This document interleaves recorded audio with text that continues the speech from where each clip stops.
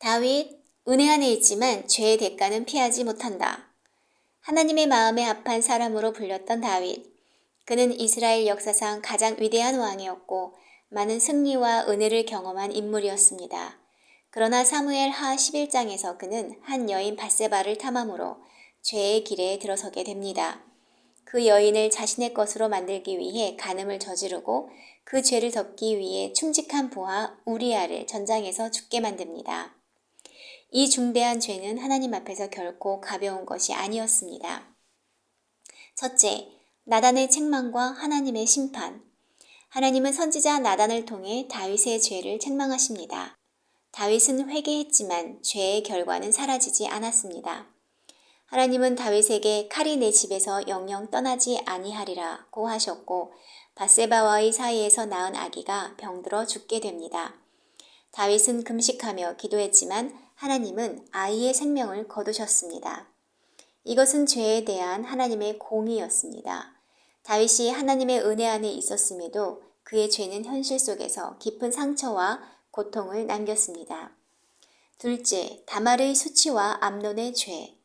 다윗의 죄 이후 그의 가정은 무너지기 시작합니다. 다윗의 장자 암논은 이복누이 다말을 욕보이고 그녀를 버립니다. 다윗은 이 일에 대해 분노하였으나 아무 조치를 취하지 않습니다.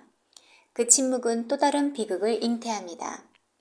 다말의 친오빠 압살롬은 분노를 품고 암논을 결국 살해합니다. 다윗의 가정은 죄의 대가로 인해 점점 어두워져 갑니다. 셋째, 압살롬의 귀환과 반란. 그 후 압살롬은 전차 한 대와 말들을 구하고 호위병 50명도 고용하였다. 그는 매일 아침 일찍 일어나 성문으로 나가곤 했는데 그는 성문 길가에 서서 누구든지 소송 문제로 왕을 찾아오는 사람이 있으면 그를 불러 어디 사람이냐고 묻고 그가 어느 지파 사람이라고 대답하면 그는 곧잘 이렇게 말하였다. 이 문제에 있어서 당신이 옳고 정당하지만 유감스럽게도 당신의 소송 문제를 들어줄 대리인을 왕이 세우지 않았다. 내가 만일 이 땅의 재판관이 된다면 얼마나 좋겠습니까?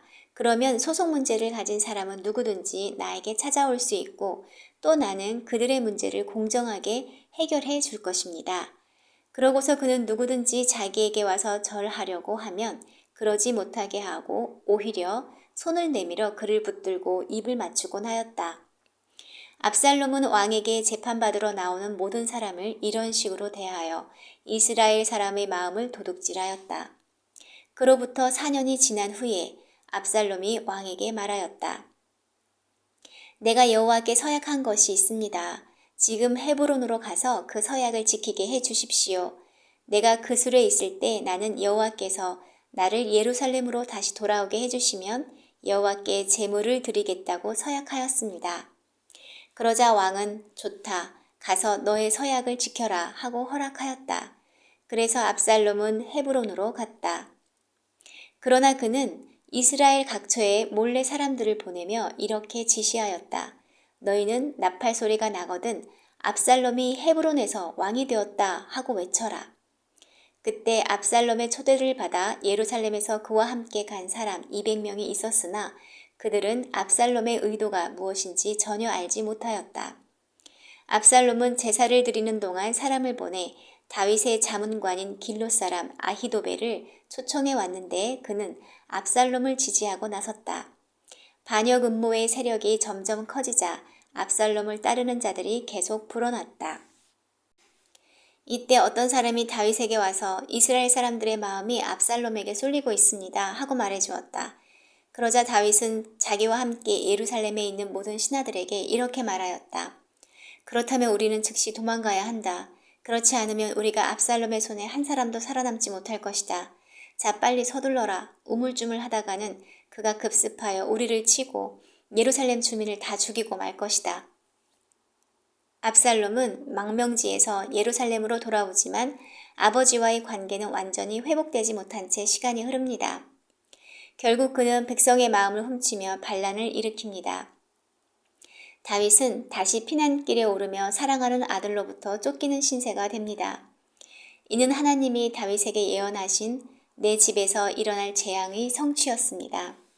하나님은 다윗을 용서하셨지만 죄로 인해 그의 삶에는 깊은 고통이 찾아온 것입니다. 오늘 우리는 이 말씀을 통해 중요한 진리를 배웁니다. 하나님은 회개하는 자를 용서하시는 분입니다. 다윗은 회개했고 하나님은 그의 생명을 거두지 않으셨습니다. 그는 여전히 하나님께 사랑받는 사람이었고 하나님의 언약은 깨지지 않았습니다. 그러나 죄는 현실 속에서 반드시 그 대가를 남깁니다.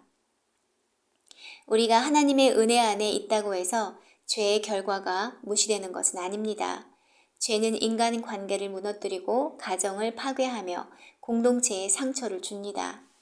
이 땅에서의 삶 속에서 우리는 때때로 죄의 고통스러운 열매를 경험하게 됩니다. 그러므로 우리는 은혜 안에 있다고 해서 가볍게 죄를 여겨서는 안 됩니다. 하나님은 죄를 미워하시고 의를 사랑하십니다. 그리고 우리가 죄 가운데 있을 때 성령께서는 결코 침묵하지 않으십니다. 성령의 책망과 말씀의 경고는 우리를 회복의 길로 이끄시기 위한 하나님의 자비입니다. 사랑하는 여러분, 우리는 다윗의 삶을 통해 죄의 무서움과 하나님의 은혜의 깊이를 동시에 봅니다.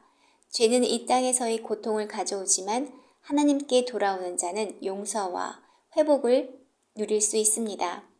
우리는 죄의 유혹 앞에서 깨어 있어야 하며 죄를 범했을 때 지체하지 말고 회개하며 하나님께 나아가야 합니다.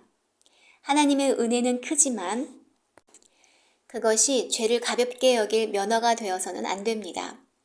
은혜 안에 머물러 거룩하게 살아가는 삶, 그것이 하나님이 우리에게 원하시는 길입니다.